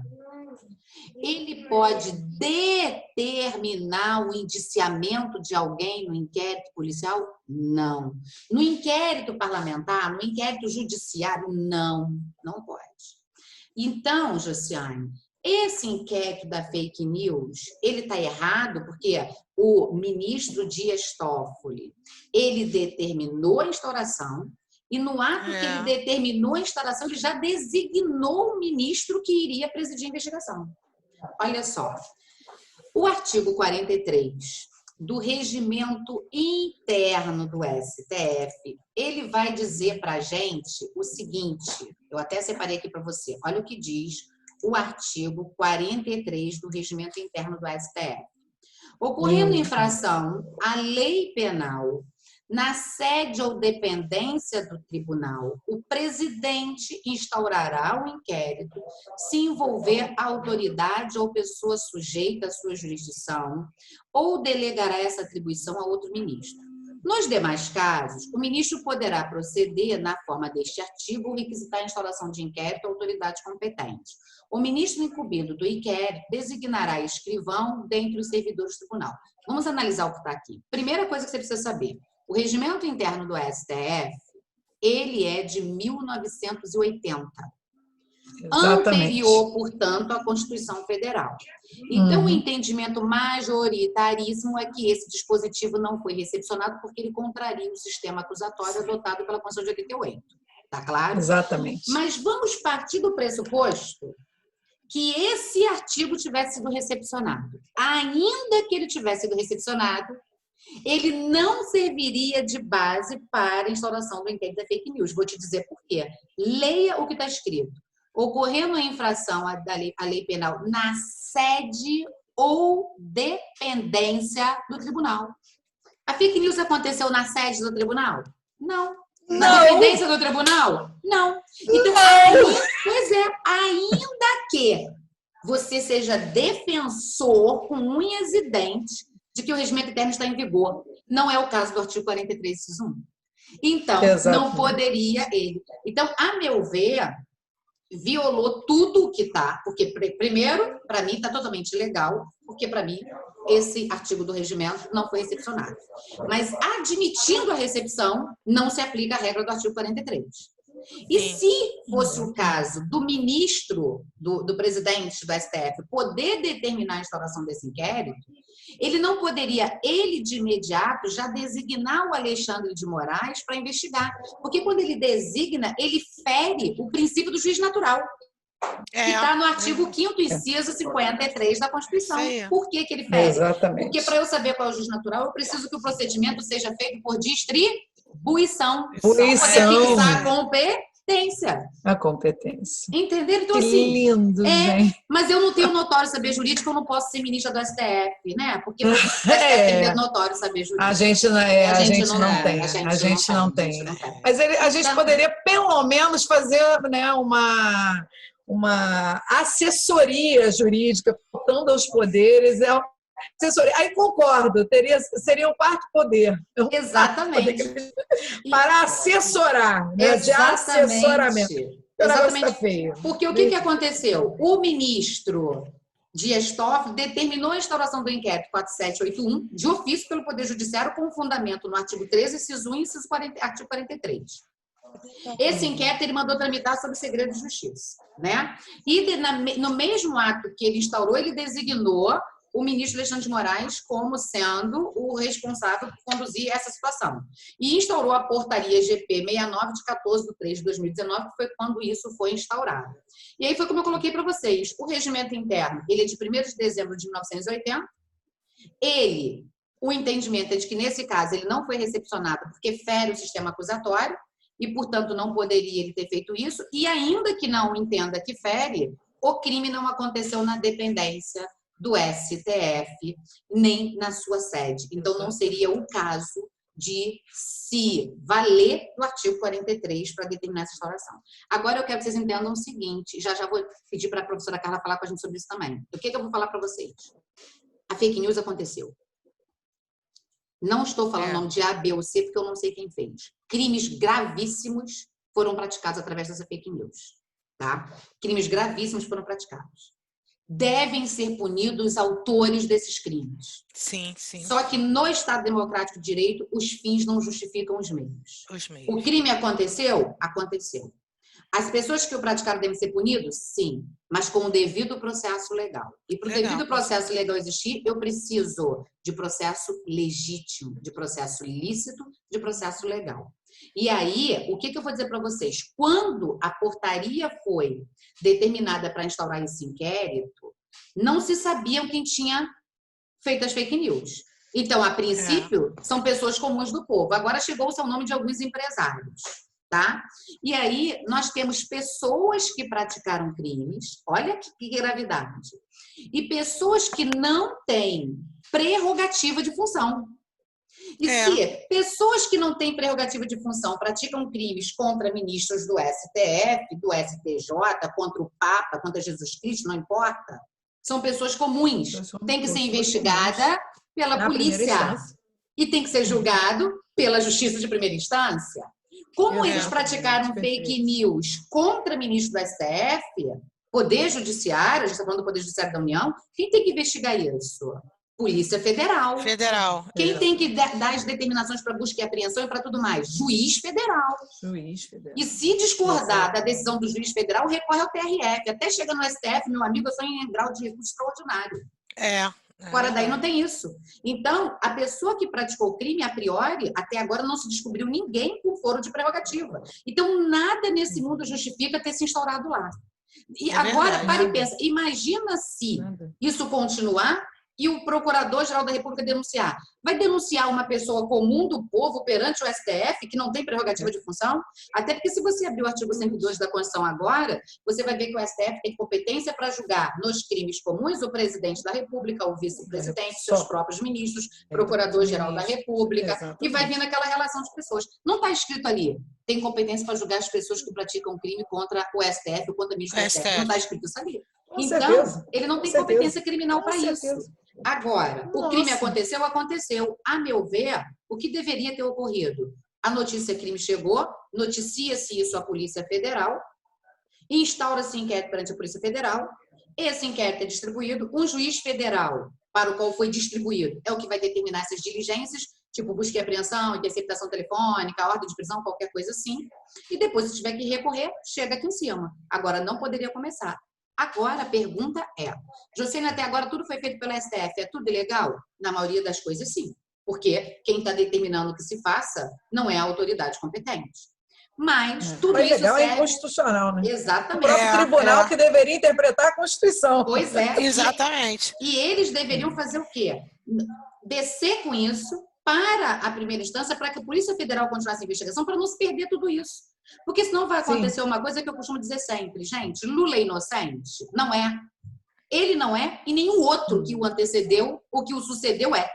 Não é. Ninguém é inocente. Só que condenação do Lula foi legal? Depois que a gente soube de todo o vazamento? Não. Então, preste atenção. Eu sei que a pessoa não é inocente, preciso condená-la, mas para condená-la eu tenho que ter prova lícita. É o que eu disse. Se o fim é condenar, o meio tem que ser válido, o meio tem que ser lícito. Porque se o Isso meio não é adianta ilícito, nada, você essa condenação você não adianta nada. Exatamente. Você nada e morre na praia. É o que vai acontecer agora. As pessoas praticaram crimes gravíssimos através das fake news, nada justifica o comportamento deles. Mas se o meio que vai utilizar para processar não é o lícito, não é o constitucional, os fins não justificam esses meios que estão sendo utilizados. Agora, Sim, só para fechar, esforço. Imagine que nessa investigação descubra-se, por exemplo, porque já se ventilou aí, eu não estou dizendo que fez, estou dizendo que está se ventilando, já se ventilou que esse gabinete do ódio parte lá dos filhos do presidente. Sim. E, porventura, pode ser que o filho dele esteja envolvido. Se comprovar isso, as coisas mudam de figura. Por que as coisas mudam de figura? Porque aí eu tenho um senador e que goza de prerrogativa de só função. né? Só ele. Só se tiver. Aí, se como tiver é que, os outros, não, né? Isso, não. Mas o que acontece? Quando você tem o concurso de jurisdição de categorias diferentes, no processo penal, prevalece a mais graduada. Então, todos os empresários que não têm prerrogativa, se tiverem praticado o crime em concurso com eles, vai tudo para o STF. Em contrapartida, o artigo 80 do CPP diz que pode o STF desmembrar isso e mandar quem não tem prerrogativa para a primeira instância e ficar só com quem tem prerrogativa. Mas, gente, tudo isso são hipóteses. Até agora nada disso se provou, só tem empresários que não gozam de prerrogativa de função e, portanto, o inquérito não tinha que estar lá. Agora, isso é minha opinião em relação ao que eu entendo de processo penal, a Diva Carla vai falar agora. Minha amiga, o que dizer? Eu não tenho mais nada para dizer. Eu não tenho mais nada. Eu só tinha que concordar. Na verdade, é exatamente isso que está acontecendo. É uma violação. O que me assusta é uma violação da Constituição pelo Tribunal. Pelo Supremo, né? Que deve aguarda ela, entendeu? Então, assim, é inacreditável. Eu espero realmente que as coisas se desdobrem de uma forma que, pelo menos, não se perca tudo. Né? Porque realmente foi o que você disse, são acusações gravíssimas e que os responsáveis têm que ser punidos. Você não pode ver um absurdo desse jurídico acontecer. Realmente, tem pessoas ameaçando matar filho de ministro do STF, dar tiro pelas costas, né?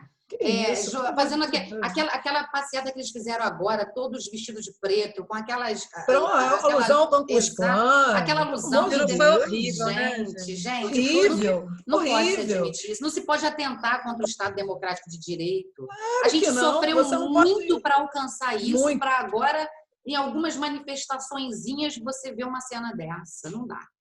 É complicado. É muito triste. Mas a partir do momento que você vê um ministro de Estado, ministro da Educação, que é uma pessoa absolutamente inculta, numa reunião, xingando o ministro do Supremo de vagabundo, aí é o escárnio total. Porque, assim... É o escárnio total. Porque, assim, isso é uma coisa muito séria. Isso não é viés ideológico. Não. Direito é técnica, direito não é paixão. A partir do momento que o ministro de Estado fala isso numa reunião, aí você vê no Facebook aqueles idiotas escrevendo, porque é tudo idiota, e como eu sou escrota, eu vou lá e boto assim, ó, curtir, porque eu sou escrota. Como eu sou muito escrota, eu boto assim, amar, coração. A pessoa vai lá e fala que aquilo era uma reunião privada. Bicho, aquilo não era uma reunião privada. Não é uma reunião. Aquilo não é uma empresa, seu idiota. Aquilo é o Estado brasileiro. São os agentes públicos que compõem o alto escalão do Estado. No exercício da função, não gozam de privacidade. Vociferando absurdos. Ninguém vai falar aqui de palavrão porque é ridículo adulto criticar adulto que fala palavrão. Não é isso. Ninguém está falando dos modos, a gente está falando da questão jurídica. A partir do momento que o ministro da Educação, bostejando pela boca, xinga o ministro Supremo de vagabundo e fala que vai prender, sabendo que aquela gravação seria posteriormente, porque ninguém não tem nenhum inocente ali, sabendo que aquela gravação, não tem nenhum ingênuo, sabendo que aquela gravação posteriormente seria veiculada à sociedade, isso legitima esse tipo de conduta. Esse é o perigo. Ninguém está dizendo que fulano vai dar porrada em fulano porque não é isso. Não é isso. O perigo é a pessoa se sentir legitimada, porque ela se sente legitimada, tendo em vista que no alto escalão do governo, do Estado que se pretende democrático de direito, surge esse tipo de coisa. Então, a partir do momento que as pessoas não compreenderem que o que conduz o ordenamento jurídico pátrio é a Constituição, e que ninguém está perguntando se você concorda, se você não concorda, se você acha maneiro, não me interessa a sua opinião. A teoria do Kelsen determina a supremacia da norma constitucional. É aceitar no coração, sem discussão, que o que está previsto ali é o que há de mais sublime, sagrado e nobre no ordenamento jurídico brasileiro. E ponto final. Mas a partir do momento que o alto escalão do governo vai minando, vai desrespeitando a grande maioria da sociedade que desconhece o direito, que ninguém é obrigado a saber direito, a maioria da sociedade que desconhece acha maneiro rasgar a Constituição, sem, né, lembrar, a pessoa esquece que para a gente chegar nessa Constituição democrática, muita gente morreu, muita gente sumiu, muita gente, enfim, muita coisa ruim aconteceu para que hoje essas pessoas pudessem abrir aquela boca cheia de dente e falar em liberdade de expressão. Para que a gente pudesse estar aqui e dar essa aula, né? Com certeza. Para que a gente do jeito que a gente está Eu ia falar isso agora. Quanto tempo mais a gente vai ter para ter essa liberdade aqui de dar essa aula? A gente não sabe. Até porque eu acho que o mínimo que se esperava do chefe do Poder Executivo ali era que ele tivesse feito uma intervenção e dito: ministro, aqui você pode até falar seus palavrões, mas não pode desrespeitar qualquer outra instituição, qualquer outro poder. Isso não pode. Era o mínimo que se esperava. Era o mínimo que se esperava. E assim, eu não entendo essa coisa de que assim, a reunião é privada. A Renata falou tudo. Não é privada. O próprio STF tem jurisprudência nesse sentido, que funcionário público no exercício da função não goza de privacidade. Tanto não goza de privacidade que, se eu for parada numa blitz e o policial me corromper, me pedindo uma grana para me liberar porque eu estou sem step, e eu gravar essa conversa sem que ele saiba que eu estou gravando, essa gravação violou a privacidade e a intimidade dele, não porque ele não tem privacidade nem intimidade, mas essa gravação vai ser lícita e vai ser válida para acusá-lo. E ele não pode dizer, mas gravou sem que eu soubesse, não importa, ele é funcionário público no exercício da função. Se qualquer ministro tivesse gravado aquela conversa e trazido a público, não se poderia dizer nada sobre privacidade e intimidade, porque ali não tinha nem privacidade e intimidade, era o Estado sendo representado por aquelas pessoas. Era o Estado dizendo, vamos aproveitar a pandemia para passar os decretos sobre o meio ambiente. Era o Estado dizendo que o ministro do STF é vagabundo e tem que ser preso. Era o Estado dizendo que vamos dar arma para todo mundo, para as pessoas poderem se defender desses decretos que estão defendendo a pandemia. Era o Estado dizendo. O Estado não tem privacidade. Entendeu? Era o mínimo que se esperava disso. Não tem lógica, né? E o que é mais incrível, né? O que eu acho assim, o que eu achei mais incrível é que o ministro da Educação, depois que aconteceu isso, que ele foi convocado pela Polícia Federal para prestar depoimento, qual foi o direito que ele invocou? Não quer falar não, né? Qual foi o direito que ele invocou? Qual foi o fundamento, o assoalho que ele invocou? A Constituição. Exatamente. E quem foi que disse que ministro de Estado tem o direito de não depor? Também está na Constituição, né? Artigo 221 do CPP. E ainda tem a Constituição Federal. Não tem sentido, né? Mas vamos lá, deixa eu dar a resposta dessa questão, né, gente? Que acabou que eu nem dei. Olha aqui. Estava tão bom. Estava tão bom. Peraí, deixa eu pegar aqui o material, porque acabou que eu não dei a resposta, gente. Deixa eu ver onde eu estou agora. Vem cá. É porque a gente vai... Eles vão matar a gente, né? Já são 2 horas de live. Então, olha aqui, recebido o inquérito, verificada a completa qualificação de maus indícios suficientes de autoria, tem algum áudio aberto aí. Aí o juiz poderá determinar o desviamento? Não pode, errada. Letra C. Em razão do caráter sigiloso. Cochilar aqui, ela já Renata, desliga seu som. Desliga o seu som, desliga seu som. Desliga seu som, senão daqui a pouco a gente vai fazer. Eu também quero fazer xixi. O Murilo vai fazer 1, 2, 3, 4. Vou lá, letra D. Xixi mais uma, eu saio correndo para fazer xixi. Desculpa. Letra C. Em razão do caráter sigiloso... Gente, olha só, cá entre nós. Se Marília Mendonça para uma live para fazer xixi, quem disse que as divas não podem, não é verdade? Exatamente. Não sou eu que quero fazer xixi, não. É o Murilo, que eu vou botar ele para fazer xixi, que eu vou botar ele para dormir. Vamos lá, letra C. Desculpa. Em razão do caráter sigiloso dos autos do inquérito, nem Mauro, nem seu defensor constituído terão direito de acessá-lo. Gente, outra coisa, não vou parar de falar. Olha só, o inquérito, esse da fake news, está sob segredo de justiça, tá? E qualquer inquérito pode estar sob segredo de justiça mediante determinação do juiz ou quando tiver previsão legal, tá? Quando o interesse da sociedade ou a intimidade da parte exigir. Independentemente do segredo de justiça previsto no artigo 5º, inciso 60 da Constituição, nós temos o sigilo do inquérito que é assegurado no artigo 20 do CPP. Entretanto, em que pese, nós temos o inquérito como um procedimento sigiloso. Esse sigilo não é absoluto e ele não alcança os juízes, os membros do MP e os advogados. Da seguinte forma, juízes e MP poderão ter acesso aos autos já documentados e, algumas vezes, inclusive, acesso ao ato que será praticado, porque alguns dos atos de investigação dependem de ordem do juiz, tá ok? Por exemplo, a interceptação telefônica. Quem determina a interceptação telefônica é o juiz. Então, para ter acesso, para ter uma interceptação telefônica, o juiz vai ter acesso aos autos do inquérito para verificar se cabe aquela interceptação telefônica. E antes dele determinar, ele tem que ouvir o parecer do MP, que vai ter acesso aos autos para dar o seu parecer. Agora, e os advogados? Como é que funciona? Súmula vinculante número 14, vou até já colocar aqui para vocês saberem, então essa aqui está errada. Súmula vinculante número 14, combinado com artigo 7º, inciso 14 e inciso 21 da Lei 8.906 de 94. O que esses artigos vão dizer para a gente? Que é direito do defensor do investigado ter acesso aos autos do inquérito já documentados. O que é auto já documentados? É aquele ato que já foi praticado, já foi reduzido a termo, já foi lavrado, já ingressou no caderno investigativo.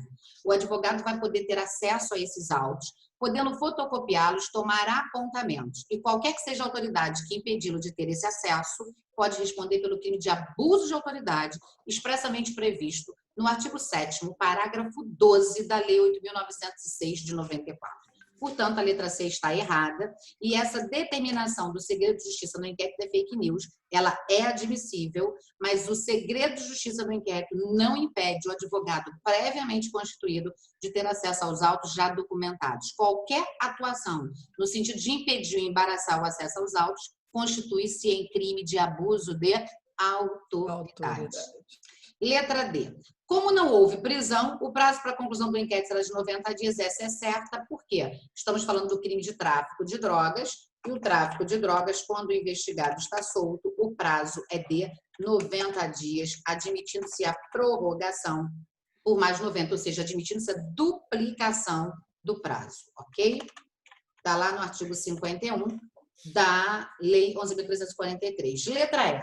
Deferida a busca e apreensão, a realização do exame pericial em dados do telefone celular, que eventualmente seja apreendido, dependerá de nova decisão judicial. Errado. Ora, se o juiz determinou a busca e apreensão do celular, nenhum delegado faz busca e apreensão do celular para ficar olhando, admirando a beleza dele. Por exemplo, uma capa dessa como a minha, divina, tá vendo aqui? Com todos esses xaropes, bem diva. O delegado não vai pegar o celular para ficar vendo o celular. Claro que o delegado vai apreender o celular com ordem judicial para ter acesso aos dados desse celular. Então, é óbvio que não precisa de uma outra ordem para ele acessar os dados. Se houve ordem para apreensão do celular, não há necessidade de uma nova ordem para se ter acesso aos dados, ok? Então, na questão de processo penal, nós ficamos com o gabarito aí, letra D. E Deise? D de Daisy. D de Daisy. Definitivamente acabou. Gente, considerações Falei nada finais disso. para a gente se despedir dos nossos alunos. Pessoal, alguma dúvida?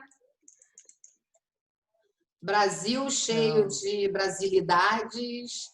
Ele ainda saiu no depoimento da PF sendo ovacionado e carregado. Pois é, Desculpa o né, Pia? adiantado da hora, a gente se empolgou. Desculpa, da próxima vez a gente faz mais cedo.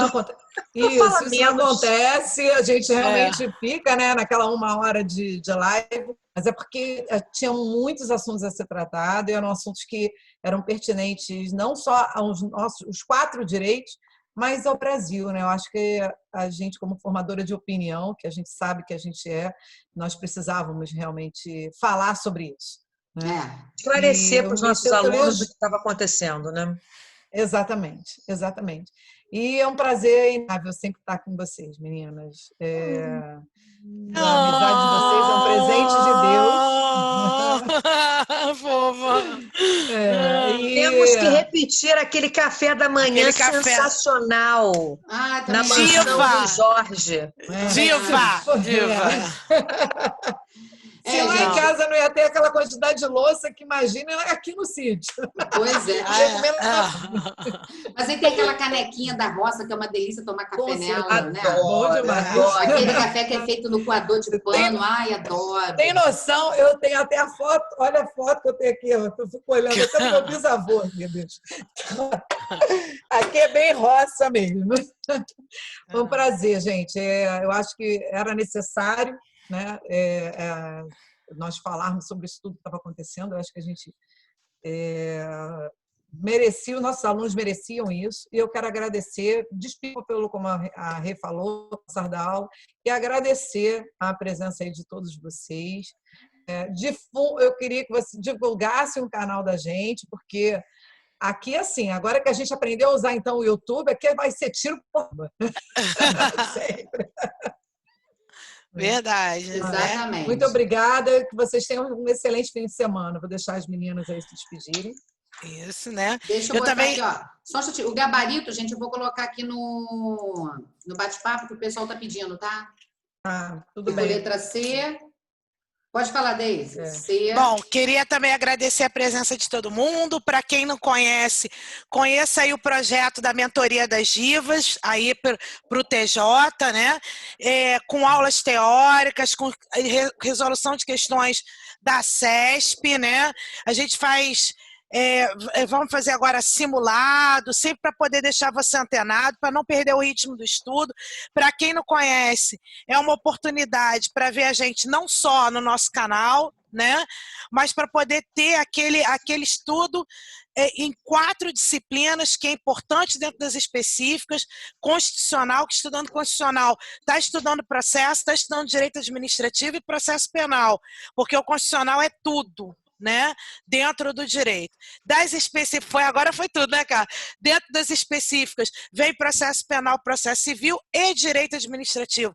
Então, você sai na frente aí, ó, de muitos aí, pela correção semanal das questões das 4 disciplinas. Então, conheçam o nosso projeto, né? Seja as nossas lives agora, vem pelo canal do YouTube e você vai ter a possibilidade de estudar com a gente, né, gente? Com a gente, né?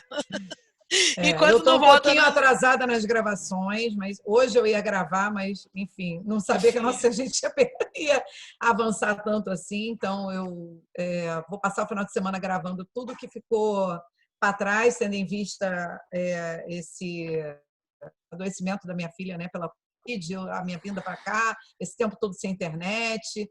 Amanhã fazer um novo exame, um exame de sorologia, para ver se a gente fica em paz de uma vez por todas, né? Mas eu vou colocar isso tudo em dia aí no final de semana, até segunda-feira. A gente da minha matéria, que as meninas bombardearam aí vocês com as lives e com toda a matéria teórica e de exercício, né? Vai, Rê, você. Deixa eu me despedir, que a Rê é sempre a voz final. Não, olha só. Não, a Rê é candidata. Ela fala, eu falo, caraca, eu quero fazer esse concurso. Seja lá o que for. Eu quero, né? Gente, olha só. A gente agradece vocês terem estado com a gente até agora. pede desculpa pelo tempo, né? Na verdade, já são 11 horas e 36 minutos, a gente já está há 2 horas aqui falando com vocês, mas eu acho que o assunto era importante, vocês foram querendo saber, a gente foi respondendo. Nos sigam no nosso canal do YouTube, hoje está até no canal do professor José Lovera, mas o canal do YouTube tem o canal do YouTube das Divas, tem o Instagram das Divas do Direito, venham fazer parte da nossa mentoria, você que vai estudar para o TJRJ, faça parte da mentoria das Divas, nós temos várias aulas semanais de todas as 4 matérias, temos uma live aberta para todos na sexta-feira. Quem tiver interesse em fazer apenas para a Polícia Civil, eu também tenho a mentoria da Polícia Civil, de Direito Penal, Processo Penal e Leis Penais Especiais, façam contato com a gente para poder fazer parte da nossa mentoria e, é claro, curtam, deem like no nosso vídeo, compartilhem, mande para as suas redes sociais, chame seus amigos para assistir, porque é claro que a gente depende de que vocês compartilhem isso com todo mundo para as nossas lives continuarem. E a partir de hoje, as nossas lives da sexta-feira serão pelo nosso canal do YouTube, As Divas do Direito. Nós normalmente fazemos pelo Instagram, mas o Instagram nos limita demais apenas a 59 minutos. Então, a gente vai fazer por aqui para a gente ficar mais tranquilo. Quando tiver algum empecilho, algum problema, a gente avisa e vai ser pelo Instagram. Mas, normalmente, as nossas lives a partir de agora serão pelo nosso canal do YouTube, tá bom? Boa noite para todo mundo, bom final de semana. Espero que vocês tenham gostado. E se gostaram, curtam, compartilhem. Agora vai, Renata. Vai, Renata. Não, vou chorar. Vai, Renata. Vai. Eu só quero dizer que foi a primeira vez que a gente fez pelo canal e acho que deu super certo. Eu acho que algumas arestas a gente pode aparar com o tempo, né? Mas a gente se empolga, a gente fala mesmo e tem muita coisa bacana para a gente falar. Certamente essa semana que vai começar a segunda-feira, de semana útil, né? Acontecerão muitas coisas que podem ser alvo, né, de nossos comentários, tendo em vista que a gente está numa pandemia, num pandemônio também ao mesmo tempo, né? Então, é muito bom, assim, quando a gente lê no bate-papo, assim, que a gente conseguiu levar luz às pessoas, assim. O magistério, dar aula é um sacerdócio, né? A gente perde noites e muitas noites estudando, porque ensinar pressupõe aprender e aprender pressupõe estudar. Então, da mesma forma que os nossos alunos perdem o convívio com quem eles amam porque eles estão estudando para concurso, a gente também. A gente também está estudando para levar para vocês informações, para que vocês fiquem sempre antenados e para que vocês possam travar debates saudáveis, né? Porque opinião sem embasamento científico é chute. Então, você tem que... Né? Você tem que ter um embasamento científico. Então, eu acho que a gente está vendo. Eu acho que dar aula tem uma função social, né? Tem uma função social da propriedade, tem a função social do dar aula. E a nossa função social é elucidar mesmo, né? É esclarecer, porque ninguém é obrigado a conhecer direito, ninguém é obrigado a entender as premissas da democracia, ninguém é obrigado. Nós temos o papel de levar a vocês luz para que vocês compreendam o sistema brasileiro e para que vocês percebam que passar em concurso não tem nada de decorar. Passar em concurso é compreender o fenômeno, entender o que está acontecendo e compreender como é que funciona o sistema, e aí você consegue, além de passar no concurso, ter uma visão crítica sobre tudo que está acontecendo, né? Então é isso, eu queria agradecer a todo mundo que ficou com a gente até agora, agradecer mesmo de verdade as meninas que são minhas amigas, que eu amo do fundo do meu coração, faço muita saudade de vocês, e desejar para todo mundo um bom final de semana, fiquem bem, fiquem com saúde, cuidem-se, cuidem de quem vocês amam, se preservem, se protejam e fiquem com Deus. Um grande beijo. Até a próxima. Beijo. Vou encerrar, hein? Beijo, gente. Tchau. Tá bom. Beijo. Tchau.